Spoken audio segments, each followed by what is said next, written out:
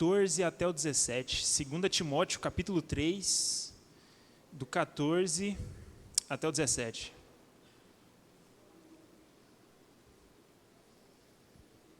O texto diz assim: quanto a você, permaneça naquilo que aprendeu e em que acredita firmemente, sabendo de quem você o aprendeu, e que, desde a infância, você conhece as sagradas letras, que podem torná-lo sábio para a salvação pela fé em Cristo Jesus. Toda a Escritura é inspirada por Deus e útil para o ensino, para a repreensão, para a correção, para a educação na justiça, a fim de que o servo de Deus seja perfeito e perfeitamente habilitado para toda boa obra. Que o Senhor nos guie durante essa ministração, abrindo os nossos corações, abrindo as nossas mentes e a preenchendo com a tua santa palavra. Em nome de Jesus. Amém. Gente, o tema que a gente vai tratar primeiramente é o Sola Scriptura. Antes da gente começar a trabalhar o texto que eu acabei de ler, eu quero passar algumas informações para você se situar, historicamente falando. Quero que você saiba primeiramente que nos 3 primeiros séculos da igreja, foi tudo muito maravilhoso. Jesus morreu, ressuscitou, o Pentecostes aconteceu, a igreja ficou fervorosa, milhares de pessoas se convertiam e a igreja ia crescendo. E começou a perseguição da igreja primitiva. Ela foi perseguida, houve muitos mártires. A gente pode ressaltar 2 imperadores romanos que perseguiram a igreja, o imperador Nero e o imperador Dominiciano. Em particular, Nero pendurava cristãos em estacas, jogava piche e tacava fogo para iluminar as ruas de Roma. Esse era o contexto da igreja primitiva. E por que isso é uma maravilha? Bom, as palavras de Jesus, de que nós seríamos perseguidos, assassinados por causa da palavra dele, estavam se cumprindo. Essa perseguição fez com que a igreja se espalhasse por todo o território romano, por toda a bacia do Mediterrâneo, na Ásia Menor, principalmente com as viagens de Paulo e de outros missionários que foram discípulos de Paulo e discípulos dos discípulos de Paulo. A igreja se espalhou, começou a crescer, ela começou a ficar influente. E aí temos esse contexto de perseguição e tudo mais, mas houve um tempo que isso acabou. Ali no ano 313, no 4º século, o imperador de Roma, chamado Constantino, ele se converte ao cristianismo. Ele tem um sonho onde Deus dava para ele uma vitória em uma guerra sobre outro rei. E isso realmente acontece, e ele supostamente se converte ao cristianismo. Só que esse realmente é o problema. Por quê? Quando Constantino se converte ao cristianismo, 2 coisas acontecem. Primeiro, no governo dele, ele vai publicar uma coisa chamada Edito de Milão, que vai pregar a liberdade religiosa em Roma. Então a igreja deixa de ser perseguida. E o imperador posterior a ele, que é o Teodósio, vai tornar a igreja, o cristianismo, religião oficial do Império Romano. E por que isso é um problema? Porque essas coisas causaram a união entre a igreja e o Estado. E se você tem a união entre a igreja e o Estado, você tem um problema, porque o líder do Estado começa a ter muita influência dentro da igreja. E foi aí que várias heresias começaram a entrar dentro da igreja do Senhor. Várias e várias heresias. Nós tivemos muito problema com os arianos, que são como se fossem os testemunhos de Jeová hoje em dia, só que eles eram um pouco pior, porque eles ganharam a aprovação de Constantino na época. Então, muitos cristãos que não acreditaram nessa heresia foram assassinados e etc. Então, você teve diversos problemas. Essa heresia do arianismo e tal. Só que, depois dessa união entre igreja e Estado, outras heresias começaram a entrar dentro do reino de Deus. Do século IV até o século XVI, muitas heresias começaram a entrar, e a igreja que era pura, a igreja que lutava contra as heresias, a igreja primitiva, a igreja do Senhor, começou a se deformar. Ela tinha uma forma maravilhosa, perseguida, martirizada, pregavam o evangelho por onde passavam, mas depois da união entre igreja e Estado, ela começou a se deformar. E é por causa dessa deforma que futuramente será necessário uma reforma. Durante esses 1200 anos, várias heresias começaram a entrar. Você tem a igreja ali no século V se denominando como Igreja Católica Apostólica Romana. E várias heresias começam a entrar. Quais heresias? Vou listar aqui para vocês. O papado, um bispo central que controla todas as igrejas. Você tem a Inquisição, com a desculpa de libertar Israel do cativeiro, eles mataram diversas pessoas. Você tem oração pelos mortos, você tem adoração aos anjos e santos, você tem doutrina do purgatório, você tem adoração a Maria, culto às imagens, confissão auricular. O que é a confissão auricular? É quando você tem que confessar os seus pecados para um padre, para que assim você seja perdoado. Ele vai te passar uma penitência e aí você será perdoado. Você tem proibição da Bíblia aos leigos, porque agora que a igreja está acima da Bíblia, ela vai proibir a leitura dela para quem eles consideram menos inteligentes. Você tem a proibição do uso do vinho na ceia, que isso é horrível, os membros, ao comungar, não tomam vinho. E você tem as indulgências, onde você comprava um cartãozinho, você comprava um cartãozinho e isso te assegurava a salvação. No século XVI, esse era o estado da igreja, com todas essas heresias. Não dava mais para continuar desse jeito. Simplesmente não dava. E aí, Deus começa a levantar homens que nós chamamos de pré-reformadores. Jerônimo Savonarola, John Hus, que quando foi assassinado, queimado em uma fogueira, ele profetizou que 100 anos depois da morte dele, Deus levantaria um homem que mudaria tudo em relação à igreja, e esse homem foi Lutero. 98 anos depois Lutero nasceu. Você tem John Wycliffe, que foi assassinado, queimado, porque ele traduziu a Bíblia dele. E aí Deus chega um momento em que ele levanta Lutero. Lutero e os reformadores, eles desejavam não criar uma igreja separada, uma igreja diferente. Lutero e os reformadores desejavam voltar às práticas da igreja primitiva, a igreja dos 3 primeiros séculos. A igreja que tinha uma doutrina boa, tranquila, uma igreja que era bíblica, uma igreja que era perseguida, que era odiada, e não que comandava tudo. Esse era o desejo dos reformadores, voltarem às primeiras práticas. E uma das formas que os reformadores encontraram de voltar às práticas da igreja primitiva foi colocar a Bíblia como autoridade central na nossa vida.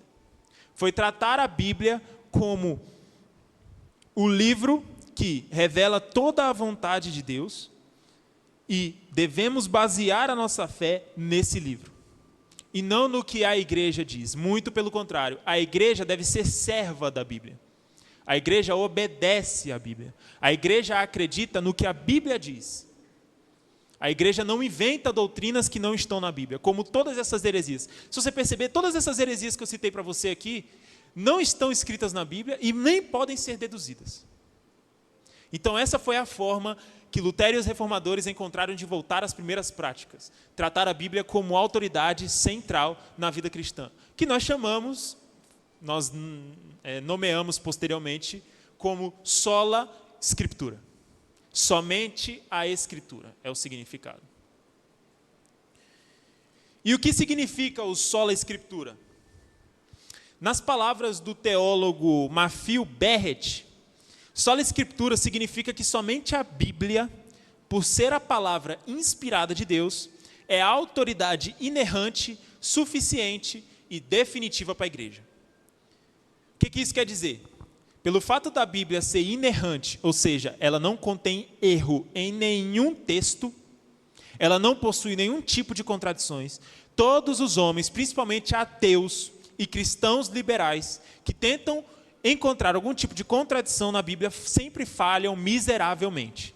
É sempre algo muito bobo. É sempre cadê o umbigo de Adão? Esse é o nível da argumentação. A Bíblia não possui erros. A Bíblia é inspirada, ela é inspirada pelo Espírito Santo de Deus. A Bíblia não nasceu da vontade humana. Homens não escreveram o que eles queriam. O Espírito Santo inspirou esses homens. Ou seja, a Bíblia é um livro divino. Terceiro, a Bíblia é infalível. A Bíblia não possui nenhuma falha em suas profecias e em suas doutrinas. As profecias bíblicas, em sua grande maioria no Antigo Testamento, já se cumpriram no Novo. As profecias bíblicas que prefiguravam o Messias que viria, se cumpriram em Jesus. O livro de Mateus deixa isso muito claro. A todo momento, Mateus cita o Antigo Testamento para provar que o Antigo Testamento está se cumprindo em Jesus. Então, a Bíblia é infalível, ela nunca falha em suas profecias. E por isso, por ela ter essas três características, ela deve ser a única autoridade que guia a nossa vida. Por que eu não posso confiar, por exemplo, no meu pastor que inventa vários tipos de doutrinas que não estão aqui? O meu pastor não é um ser inspirado, ele não é um ser infalível, ele não é um ser inerrante. O meu pastor peca, o meu pastor erra. Esse é o problema do catolicismo romano. O Papa não é perfeito. Então ele não pode ditar e aprovar dogmas acima das Sagradas Escrituras. Ele precisa ser servo das Sagradas Escrituras. Sola Escritura também quer dizer que tudo, preste atenção aqui, tudo deve estar escrito na Bíblia, como, por exemplo, a doutrina da Santa Ceia, que está descrita perfeitamente ali em Mateus 11. Ou ela deve ser deduzida da Bíblia, como, por exemplo, a doutrina da Santíssima Trindade. Você não tem a palavra Santíssima Trindade nas Escrituras, mas você tem diversos textos que tratam o Pai como Deus, o Filho como Deus, o Espírito Santo como Deus, ao mesmo tempo em que eles são um só em essência. Ponto. Então, é uma doutrina deduzida. E de forma alguma, aquilo que você acredita pode contradizer as Escrituras. Se aquilo que você acredita contradiz a Bíblia, que é um livro divino, você deve rejeitar. Isso é sola Scriptura. E onde é que eu encontro o sola Scriptura na Bíblia? No texto que eu pedi para você abrir. Esse termo, ele é derivado de vários textos nas Escrituras, que quando lidos em conjunto, você estabelece o sola Scriptura. Eu escolhi o texto de 2 Timóteo, porque eu acho ele o mais direto e o que a gente pode tirar mais aplicações práticas. O texto de 2 Timóteo, vamos ler de novo, diz assim: quanto a você, permaneça naquilo que aprendeu e que acredita firmemente, sabendo de quem você o aprendeu e que, desde a infância, você conhece as sagradas letras que podem torná-lo sábio para a salvação e fé em Cristo Jesus. Toda a Escritura é inspirada por Deus e útil para o ensino, para a repreensão, para a correção, para a educação na justiça, a fim de que o servo de Deus seja perfeito e perfeitamente habilitado para a boa obra. Durante todo o capítulo 3 de 2 Timóteo, Paulo vai tratar com seu discípulo amado sobre a futura derrocada dos seres humanos. Os seres humanos vão cair, eles vão se tornar mais maléficos, malvados, mais ruins. Veja só as características que Paulo vai dar para os seres humanos. Eles vão se tornar egoístas, avarentos, orgulhosos, arrogantes, blasfemadores, desobedientes aos pais, ingratos, ímpios, sem afeição natural, implacáveis, caluniadores, sem domínio de si, serão cruéis, inimigos do bem, traidores, atrevidos, convencidos, mais amigos dos prazeres do que amigos de Deus, tendo forma de piedade, mas negando o poder dela. Essas são as características dos seres humanos que Paulo diz que vai acontecer e que já estava acontecendo naquela época. E Paulo orienta Timóteo a ficar longe desse tipo de pessoa, no capítulo 3. É o famoso: Timóteo, eles podem, você não. Eles podem ser assim, Timóteo, você não pode. E ele apresenta a Bíblia como solução para que Timóteo não se torne como essas pessoas. Paulo vai dizer para Timóteo se agarrar nas Escrituras. Olha o que ele vai dizer no capítulo 14 e um pedacinho do capítulo 15. Quanto a você, permaneça naquilo que aprendeu e que acredita firmemente, sabendo de quem você aprendeu, e que desde a infância você conhece as Sagradas Letras, que podem torná-lo sábio para a salvação e fé em Cristo Jesus.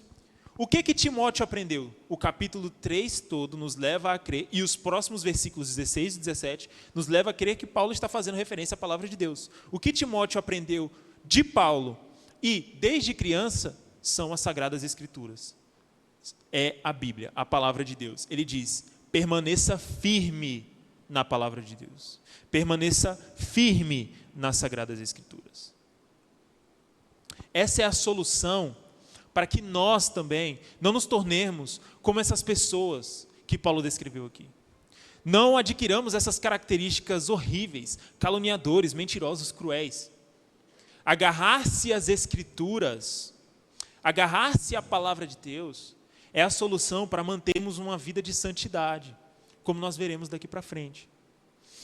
Veja só, Paulo também vai trazer algumas características que vão mostrar a grandeza da Bíblia. Depois dele falar para Timóteo, o negócio é o seguinte, se você não quer se desviar, se você não quer se tornar uma pessoa que desagrada a Deus, se você não quer se tornar um ser humano horrível, agarre-se à Escritura. E aí Paulo vai trazer características das Escrituras meio que para dar credibilidade ao que ele está dizendo. Timóteo, sabe por que você precisa se agarrar à Bíblia? Por causa disso aqui. Ele vai dar 3 características. Ele vai tratar da Escritura como um manual de salvação. Ele vai tratar da origem da Escritura. E ele vai tratar do propósito das Escrituras. Tudo isso para dar credibilidade à palavra de Deus. Para que Timóteo aumente ainda mais sua confiança na Bíblia. Vamos começar pelo primeiro. A Escritura como manual de salvação. Olha o pedacinho do versículo 15. E que desde a infância você conhece as Sagradas Letras, que podem torná-lo sábio para a salvação pela fé em Cristo Jesus. Esse verso nos mostra que a Bíblia é essencialmente um manual de salvação. Por que ela é um manual de salvação? Porque a Bíblia conta a história da redenção. Qual que é a história da redenção? Você tem um Deus perfeito, maravilhoso, que cria uma criação perfeita, maravilhosa, mas um elemento dessa criação, o ser humano, comete uma coisa chamada pecado. O ser humano peca e toda a criação de Deus é maculada, é manchada, é estragada. O ser humano torna a criação de Deus perfeita em uma criação imperfeita por causa do pecado. A partir disso, o pecado começa a ser passado de geração em geração. Até porque Adão e Eva, como pecadores, como imperfeitos, não poderiam gerar pessoas perfeitas. Então, é por isso que todos nós somos pecadores, somos imperfeitos, por causa de Adão e Eva. Eles erraram e agora nós também erramos o tempo todo. A partir disso, cronologicamente, Deus estabelece um plano para redimir essa criação, para fazer essa criação voltar ao estado original. Qual que é o plano? Deus escolhe um povo, por meio de Abraão. Ele diz, Abraão, olha para o céu. Está vendo essas estrelas? Sua descendência será maior do que todas elas. Qual que é o povo de Deus? O povo judeu. E Deus começa a se revelar por meio do povo judeu. Ele estabelece uma lei, ele envia profetas, mas isso não é suficiente. Todo o Antigo Testamento é a mesma ladainha. Israel começa a pecar, Deus manda um profeta, Israel volta às boas obras. Depois Israel peca de novo, Deus manda outro profeta. Israel melhora, depois peca de novo e Deus manda outro profeta. É isso o tempo todo. Não resolve. Até que chega um ponto que não há mais por que enviar profetas. Não adianta. Alguém perfeito tinha que vir na terra. E é aí que Deus manda o seu Filho, Jesus Cristo. Jesus Cristo, o Filho de Deus, vem na terra, ele morre numa cruz, ele é rejeitado pelo próprio povo, olha isso. Deus que estabeleceu um povo e o acolheu, é rejeitado por esse povo e assassinado por esse povo. Quando ele morre, ele leva essa imperfeição da criação chamada pecado, sobre si, para que todos aqueles que crerem no nome do Senhor Jesus possam ser salvos e adquirir a vida eterna. Esse Jesus Cristo ressuscita no terceiro dia, como prova de que Deus aceitou o seu sacrifício. Se tornou válido. Agora nós temos acesso a Deus. Esse Jesus Cristo passou alguns dias aqui na terra, depois ele subiu aos ares, Deus pega seu filho de novo, agora ele manda o Espírito dele para guiar os salvos aqui na terra, o Espírito Santo. Para manter esses salvos mais parecidos com Deus, até quando? Até o dia da volta do Senhor Jesus. Esse mesmo Deus que se encarnou voltará um dia, e ele voltará não como um cordeiro, mas como um justo juiz. Ele lançará no inferno todos os que não aceitaram e não creram no seu nome, juntamente com o diabo e os seus anjos. E depois restabelecerá, nos glorificará, e passaremos a viver na Nova Jerusalém, e teremos uma vida perfeita. Esse é o plano da redenção de Deus. Paulo está dizendo, Timóteo, está vendo esse livro aqui? A maior história desse livro é como o ser humano imperfeito pode ser salvo. Por isso você pode confiar nesse livro. Esse livro pode conduzir o homem à salvação, porque a principal história dele é de um Deus amoroso, que amou a própria criação perfeita e esteve disposto a torná-la perfeita de novo. Por isso você pode confiar nas Escrituras. Essa é a primeira característica que Paulo dá, que dá credibilidade às Escrituras. Próxima coisa que Paulo vai tratar com Timóteo. Além disso, Timóteo, você também pode crer nas Escrituras por causa da origem dela. Olha o que Paulo vai dizer no versículo 16. Toda a Escritura é inspirada por Deus. A Bíblia não nasceu da mente humana, Timóteo. A Bíblia nasceu na mente de Deus. O termo aqui para inspirada por Deus é o termo theopneustos, que quer dizer que a Bíblia é soprada por Deus. Esse é o significado. A Bíblia é soprada por Deus. A Bíblia vem de dentro das profundidades da inteireza de Deus. Ele inspira e ele sopra a palavra dele. Essa é a dimensão desse livro. Essa é a dimensão da palavra de Deus. Quando os homens escreveram a Bíblia, eles estavam totalmente inspirados por Deus. Olha o que Pedro vai dizer na sua segunda carta, no capítulo 1, versículo 20 até o 21. Primeiramente, porém, saibam que nenhuma profecia da Escritura provém de interpretação pessoal, porque nunca jamais qualquer profecia foi dada por vontade humana. Entretanto, homens falaram da parte de Deus, movidos pelo Espírito Santo. Além disso, presta bem atenção nisso, toda a Escritura é inspirada por Deus. Toda. Isso quer dizer que não há nenhuma parte da Bíblia ou qualquer texto escrito por vontade humana. Não tem. Muitas pessoas tentam dizer que a Bíblia contém a palavra de Deus. Isso é mentira, isso é uma heresia.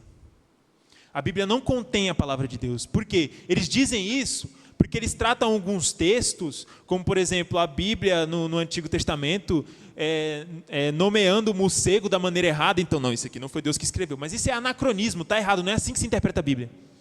Eles dizem que alguns textos contêm erros, portanto, somente alguns textos são inspirados e outros não. Por isso a Bíblia contém a palavra de Deus. Isso é mentira. A própria Bíblia declara: toda a Escritura é inspirada por Deus. A Bíblia é a palavra de Deus. Ela é a palavra de Deus. Por isso, Timóteo, você pode confiar nas Escrituras. É de lá que ela vem. Por isso que vocês, jovens, adultos, devem acreditar nas Escrituras. Ela não foi escrita por mãos humanas, ela vem do próprio Deus. Esse livro não é um livro do C.S. Lewis, não é Crônicas de Nárnia, não é O Peregrino do John Bunyan. Esse livro não é um livro do Jonas Madureira. Esse livro não é um sermão do Charles Spurgeon. Esse livro não é um sermão do Jonathan Edwards. Não, esse livro é um livro de Deus, dado pelo próprio Deus.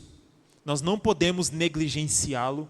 nós não podemos interpretá-lo da maneira que quisermos, nós não podemos distorcer os seus textos, devemos tomar muito cuidado com isso.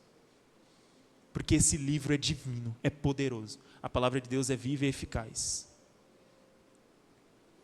Terceira característica e última, Timóteo, você pode acreditar nas Escrituras, você pode se agarrar nelas por causa do propósito das Escrituras, Timóteo. Qual que é o propósito das Escrituras? Veja só o restante do versículo 16 e o versículo 17. E útil para o ensino, as Escrituras são úteis para o ensino, para a repreensão, para a correção, para a educação na justiça, a fim de que o servo de Deus seja perfeito e perfeitamente habilitado para toda boa obra. Além de conduzir à salvação, como nós vimos, a Bíblia também tem 4 propósitos. Veja só, ela é útil para o ensino, ensinar o que é certo. Ela é útil para a repreensão, ensinar o que é errado. Ela é útil para a correção, ensinar a se tornar certo. Ela é útil para a educação na justiça, ensinar a permanecer no que é certo. Veja só, a Bíblia nos ensina o que é certo, o que isso quer dizer. Para que você mantenha uma vida de santidade, você precisa saber o que é certo. Para que você não se torne esse ser humano desprezível que Paulo descreveu aqui, você precisa saber a vontade de Deus para a sua vida. Você precisa saber as atitudes que Deus quer que você tome. Você precisa saber disso. E onde é que está a vontade de Deus para você? Nas Escrituras. Leia o Sermão do Monte, que é basicamente a Constituição Federal do Reino de Deus. Ali no Sermão do Monte estão descritas várias características que Deus espera daqueles que se consideram filhos dele. O Sermão do Monte nos ensina o que é certo. Por isso, meu irmão, você precisa ter um relacionamento diário com as Escrituras. Você precisa, todos os dias, abrir a sua Bíblia, meditar nela, ler ela, escutar bons homens de Deus explicando a Bíblia para que você entenda. Você precisa ter essa rotina de devoção, essa rotina de quebrantamento diante das Escrituras, porque elas te ensinam o que é correto. A Bíblia também ensina o que é errado, a repreensão. E aqui eu quero tratar uma coisa com vocês. A Bíblia ensina o que é errado e ela nos dá autoridade para condenarmos aquilo que é errado. Muitas pessoas, ao serem confrontadas, a Bíblia apresenta diversos versículos que mostram o que Deus não quer que você faça. Deus não aprova a necromancia, o culto aos mortos. Deus não aprova a idolatria. Em 1 Coríntios capítulo 6, versículo 18, se eu não me engano, tem uma série de comportamentos que são descritos como: aqueles que praticam essas coisas não habitarão no reino de Deus. Os adúlteros, os mentirosos, os ladrões, esses não habitarão no reino de Deus. Então a Bíblia ela tem textos que te mostram o que é errado. Só que muitas pessoas se escondem atrás de um muro chamado não julgueis. Só que aí temos um problema, porque a Bíblia nos dá autoridade para julgar aquelas pessoas que estão agindo de maneira errada. A Bíblia nos dá autoridade para chegar numa irmã que está mentindo demais e dizer: irmã, você está errada, você precisa se arrepender. A Bíblia nos dá autoridade para chegar em um irmão que está preso em pornografia e em masturbação, ou que está adulterando contra a sua esposa, ou em um adolescente que está desobedecendo a sua mãe, ou uma mãe que está irritando o seu filho e dizer: olha, você está errado, você precisa mudar, você precisa se arrepender. A Bíblia nos dá essa autoridade, mas qual que é o problema que circula no nosso meio? Alguém chega para apontar o seu pecado e você: não julgueis. Tira a trave do teu olho primeiro, irmão, para depois tu vir falar de mim. Sendo que nós temos um versículo claro no Sermão do Monte, onde Jesus diz: se vocês forem julgar alguém, julguem conforme a reta justiça. Se o seu julgamento estiver de acordo com a palavra de Deus, você pode sim chegar em um irmão e acusá-lo. A depender do pecado, se um irmão, se você for sozinho, condenar e ele não aceitar, se você chamar testemunhas, condenar e ele não aceitar, se você levar isso para a assembleia da igreja e ainda assim ele não aceitar, ele pode ser excomungado, tratado como um ímpio. Então a igreja tem sim essa autoridade para ensinar o que é errado e para condenar os pecados. O único pecado que você não pode condenar é aquele que você comete. Você nunca parou de beber sua cervejinha, mas você condena aquele que é alcoólatra, aí você está errado. Porque você será medido com a mesma régua que você mede os outros. Forante a isso, meu irmão, você tem toda a permissão e você que está no erro, você tem que aceitar. Porque o propósito da Bíblia também é nos repreender e nos ensinar o que é errado. E isso virá muitas vezes por meio dos nossos irmãos. Próxima característica do propósito da Escritura, ela nos ensina a nos tornar pessoas corretas, a andar na justiça. Além da Bíblia nos mostrar o que é errado, ela nos mostra, agora que você está errado, vou te mostrar como é que você vai para o lado certo. Você tem diversos versículos. Você tem a história de Davi, por exemplo. Olha o processo que Davi passou. Ele cometeu um pecado terrível.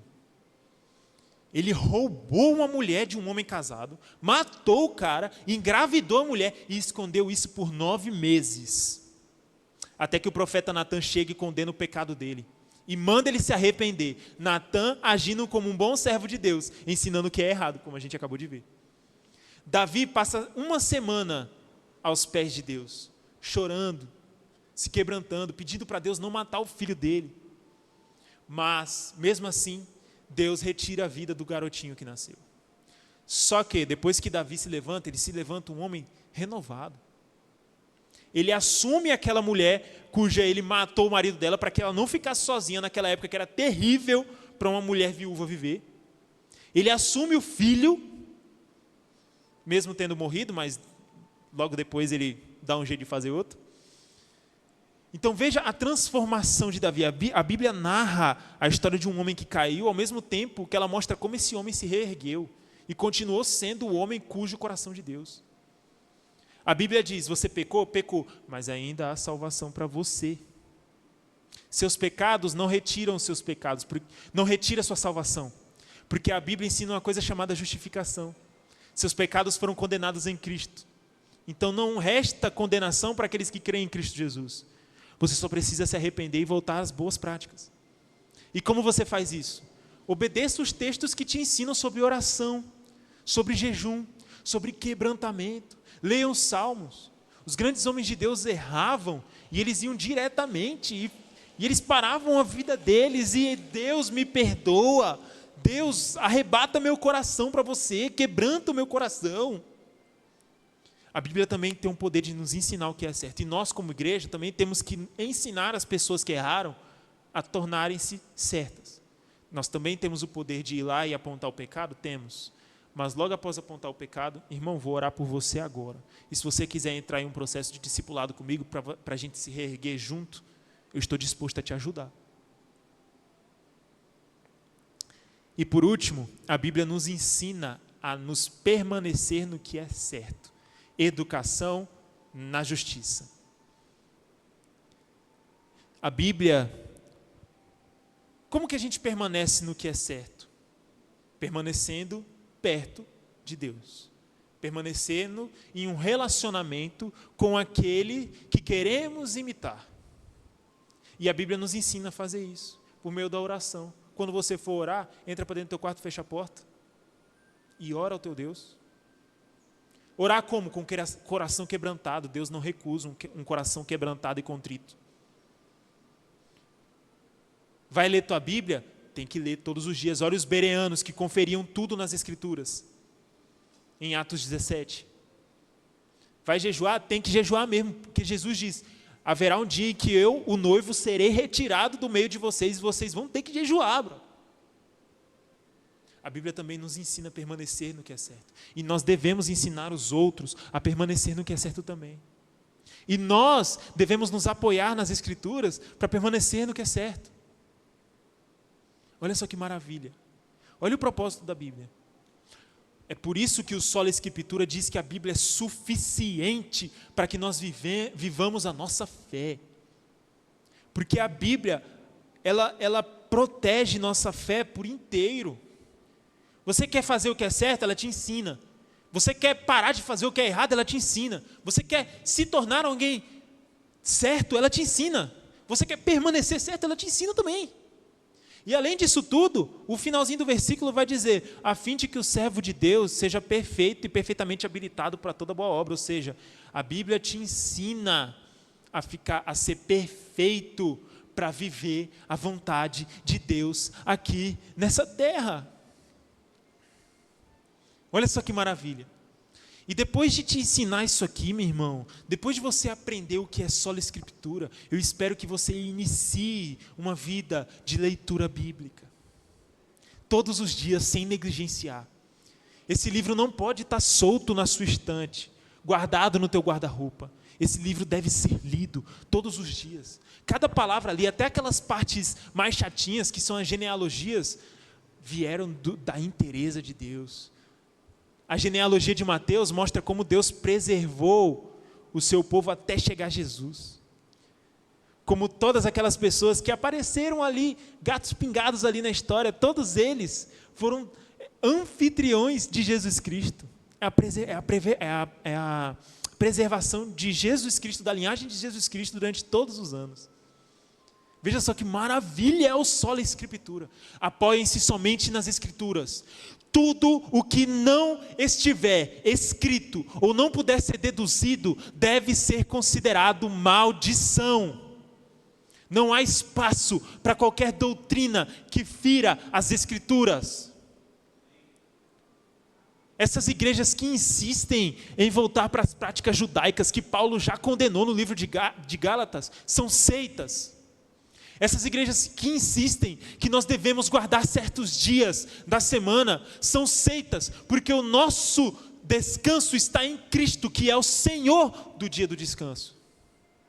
Essas igrejas que ensinam que Cristo não é Deus, Ele é só um profeta, um cara legal que veio aqui na terra 2000 anos, é uma seita. Jesus Cristo é Deus, porque as escrituras o declaram assim. Essas igrejas liberais que dizem, não, mas os milagres não aconteceram de verdade. Isso aí é lorota. Isso aí é só uma metáfora para Cristo provendo o seu povo. É mentira, os milagres aconteceram sim. Jesus Cristo transformou água em vinho, Jesus Cristo curou cego, Jesus Cristo multiplicou pão e peixe, Jesus Cristo ressuscitou gente morta, curou leproso, Ele fez tudo isso.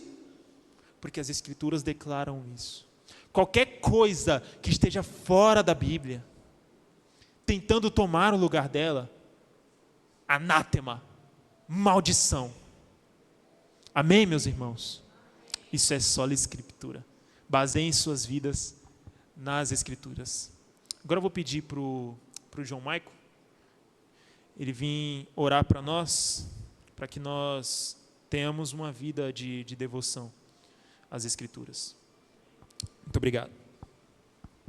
Glória a Deus. Se coloca de pé em nome de Jesus. Feche seus olhos. Que palavra abençoada. Vamos orar, amém? Senhor Deus Pai, nós te agradecemos, Senhor Jesus, pela vida do Pedro, Deus, que trouxe essa palavra maravilhosa, Pai, abençoada em nossos corações. Deus, que a tua igreja, Pai, que todos nós que estamos aqui, Deus, nessa noite, nós possamos nos apegar, Pai, à tua palavra, Senhor Jesus. Nós possamos nos apegar, Senhor Jesus, a tuas escrituras, Deus, porque só ela, Pai, é capaz de transformar, Pai, o nosso caráter, Senhor Jesus, as nossas atitudes, Deus. Que nós possamos, Deus, a cada dia nos mergulhar, Pai, em tua presença, em tua palavra, Senhor Jesus. Que ela, Pai, possa penetrar, Deus, no coração da tua igreja, Espírito Santo de Deus, porque só o Senhor, Deus, só o Senhor, Pai, pode nos salvar, só o Senhor pode nos libertar, Senhor Jesus, só o Senhor, Deus, pode transformar